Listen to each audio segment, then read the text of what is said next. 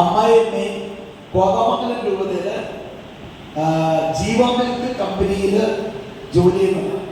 ഇവനാണ് അവിടുത്തെ പാലുണ്ടാക്കുന്നത്. ജീവാമിൽക്ക് പാൽ ഉണ്ടാക്കിക്കൊണ്ടിരുന്നത് ഒരു വർഷം മുമ്പ് വരെ പാലും തൈരൊക്കെ ഉണ്ടാക്കുന്നത് ഈ മകനാണ്. സ്വരമേഖല ഹല്ലേലൂയ പറഞ്ഞേ.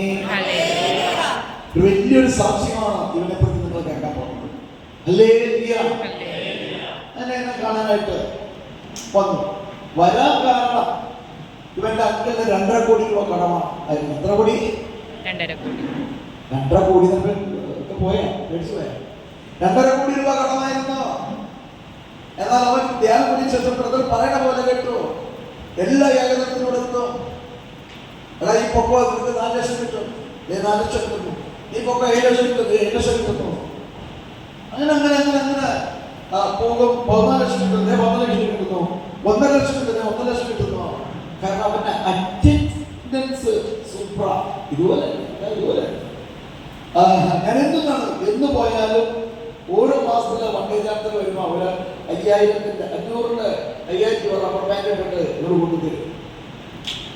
വേറെ പ്രാർത്ഥിക്കും പലാരും സമ്പത്ത് ഉണ്ടാവട്ടെ. ഹല്ലേലൂയ. അങ്ങനെ ആ മകനെ ദൈവം ഒരുപാട് കടബാധ്യതയിൽ നിന്ന് പരിപൂർണ്ണ മോചനം കർത്താവ് കൊടുക്കുന്നു. ഈ എലിദാസൻ നിങ്ങൾ കണ്ടില്ലേ? അന്നിപ്പോൾ ഇവിടെ ആർക്കോ എനിക്കോ ഒന്നും നിൽക്കാൻ പറ്റില്ല. ഇവനിങ്ങനെ കല്യാണം കഴിഞ്ഞിട്ട് കാര്യം നടന്നിട്ടും ഇവൻ എൻ്റെ ഇടയ്ക്കിലേക്ക് അല്ലെങ്കിൽ മാതാവിൻ്റെ ഇടയ്ക്കിലേക്ക് ദൈവത്തിൻ്റെ ഇടയ്ക്കിലേക്ക് വരവ് നിൽക്കുന്നില്ല.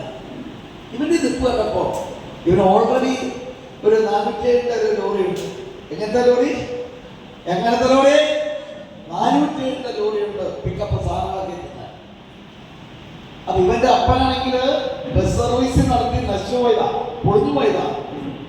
അപ്പൊ പിന്നെ വണ്ടിയുടെ കാര്യം പക്ഷെ എന്ത് ചെയ്യണം? ഇവനെ ഞാൻ എങ്ങനെ സന്തോഷിപ്പിക്കും? അവന്റെ ഇഷ്ടമല്ല എന്റെ ഇഷ്ടമാണ്. ഒരാമേ പറഞ്ഞേ. ഹല്ലേലൂയ. അത് നിങ്ങളെ എനിക്ക് ഇഷ്ടപ്പെടാൻ ഞാൻ നിങ്ങൾ പറയാമെന്നാണ് വരി വരി മേടിച്ചത്. എന്താ ദൈവം? കാരണം എന്റെ അപ്പനാരെന്ന് പറയാമോ? എന്റെ അപ്പൻ അംബാനിയുടെ അപ്പനാ, അദാനിയുടെ അപ്പനാ, ടാറ്റയുടെ പിള്ളേരുടെ അപ്പനാ. ഹല്ലേലൂയ. അതേതപ്പനത്?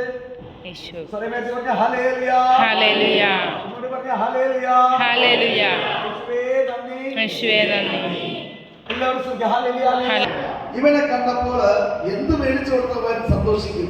ഇവൻ ആവശ്യപ്പെട്ടിട്ടല്ല. ഞാൻ ചോദിച്ചു, റോയ് ഞാൻ നിനക്ക് ഒരു വലിയ ലൈലാൻഡിന്റെ പുത്തൻ ലൈലാൻഡിന്റെ ടാങ്കർ വണ്ടി ദൈവത്തിന്റെ കയ്യിൽ നിന്ന് പ്രാർത്ഥിച്ച് മേടിച്ച് തരട്ടെ. ഇവൻ എന്നെ ഇങ്ങനെ നോക്കിയിട്ടൊന്നും കണ്ടാണ്ട് പോയി.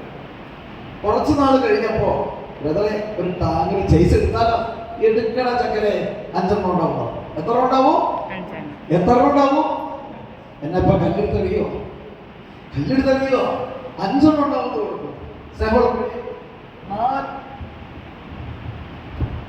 4 ടാങ്കറും ലൈലാൻഡിന്റെ 4 ടാങ്കറും അതുകൂടാതെ ആ 407 5 ഒപ്പം ഒരു ഇന്നോവ കാർ കൊടുത്ത് കൈയടിച്ചെന്ന് പറഞ്ഞു.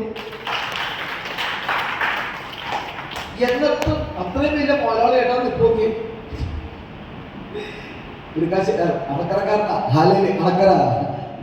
അത് കഴിഞ്ഞിട്ട് ഇവന്റെ അപ്പോഴും ഈ വരവ് ഇങ്ങനെ വരികയാണ്. ഇതൊരു ധ്യാനമാണ്. ഇത് കണ്ട് പഠിക്കണം. അതുകൊണ്ടാണ് ഞാനിപ്പോ നിങ്ങളുടെ മുമ്പിൽ കൊണ്ടുവന്നിരിക്കുന്നത്. നിങ്ങൾ ഭാഗ്യവാന്മാർ. സമയത്ത് പറഞ്ഞ ഹാലയില.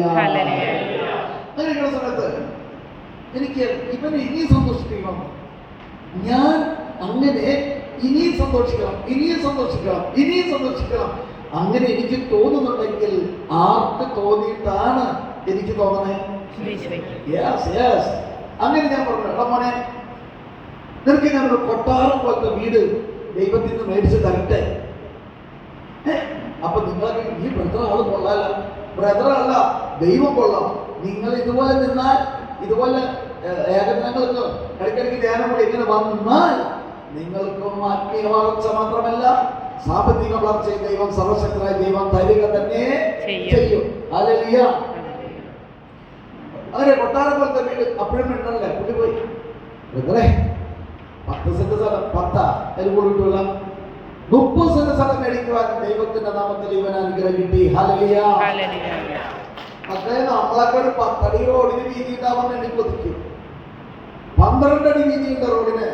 ഒരു പാറ കിടക്കുന്നതുകൊണ്ട് ഇവർക്ക് ഒരു 12 അടി കൊടുത്തു. നാശനയ്ക്ക് ഉണ്ടാവില്ല 24 അടി വീതിയോട്. അങ്ങനെ കൊട്ടാരം പോലത്തെ ഒരു വീട് ഇവന് കൊടുത്തു. ഞങ്ങൾ പറയാൻ കാരണം എന്നെ വിളിച്ചിരുന്നു, വെഞ്ചരിപ്പിന് പോകാൻ പറ്റില്ല. പിന്നീട് ഞാൻ അവിടെ പോയി. അടിപൊളി വീട്, ദൈവം ഒരു അനുഗ്രഹ വീട് കൊടുത്തു. Praise the Lord. ഹല്ലേലൂയ. അങ്ങനെ വണ്ടികളൊക്കെ ഇവന്റെ കൂട്ടുകാരനെ ഏൽപ്പിച്ചിട്ട്, നല്ല ഫ്രണ്ട, നല്ല ഒരുമിച്ച് ജോലി ഫ്രണ്ടിനെ ഏൽപ്പിച്ചിട്ട് ഇവൻ ഇസ്രായേലിൽ പോയി.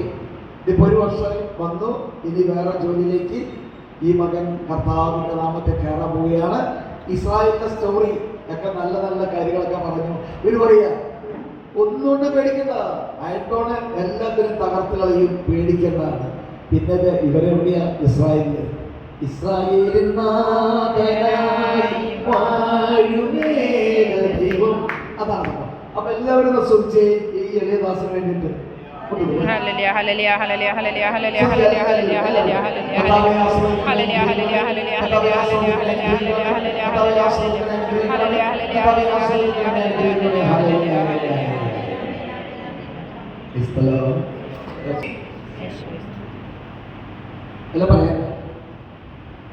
ഈ ബ്രദർ പറഞ്ഞതൊന്നും നുണയല്ലോട്ടെ, എല്ലാം സത്യമാണ്. സ്പഷ്ടമായിട്ട് എനിക്ക് കിട്ടിയതാണ്. ഞാൻ ഇസ്രായേലിൽ പോകാനായിട്ട് പ്ലാൻ ചെയ്തു. എന്നോട് പറഞ്ഞു ഒരു 6-7 ദിവസത്തിനുള്ളിൽ കയറി പോകുമെന്ന് പറഞ്ഞു. പക്കയായിട്ട് ഞാൻ ഇസ്രായേലിൽ ചെന്നു, ജോലി ചെയ്തു. എൻ്റെ 1 മാസം ശമ്പളം അയച്ചു കൊടുക്കുമെന്ന് പറഞ്ഞു. ആ പൈസ ഞാൻ അതുപോലെ എനിക്ക് അയച്ചു കൊടുക്കാനും പറ്റി.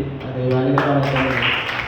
അതുകൂടാതെ ഈശോയുടെ കല്ലറ ഇരിക്കുന്ന പള്ളിയിൽ ഒരു രാത്രി ഫുള്ള് ഇരുന്ന് ആരാധന അർപ്പിക്കാൻ പറ്റി. അതിനകത്ത് കുർബാന സ്വീകരിച്ച് ഈശോയെ വരാൻ പറ്റി. അതൊക്കെ ദൈവത്തിൻ്റെ അനുഗ്രഹം, പ്രാർത്ഥനയാണ്. പിന്നെ എനിക്ക് ഒന്നേ പറയാനുള്ളൂ, നമുക്ക് എന്തെങ്കിലും ഒരു അനുഗ്രഹം കിട്ടിക്കഴിഞ്ഞാൽ പിന്നെ തിരിഞ്ഞു നോക്കാതിരിക്കുന്ന വെച്ചാൽ നമ്മൾ മലയാളികൾ ഉള്ളതാണ്. അങ്ങനെയല്ല, നമ്മളൊന്ന് തിരിച്ചു വരിക എന്നുള്ളത് ഏറ്റവും നല്ല കാര്യമാണ്. ഒന്ന് ഏകദിനത്തിനെങ്കിലും വന്നു പോകണം, എന്നാലും നമുക്ക് ആ ഒരു അനുഗ്രഹം നിൽക്കുകയുള്ളൂ. എനിക്ക്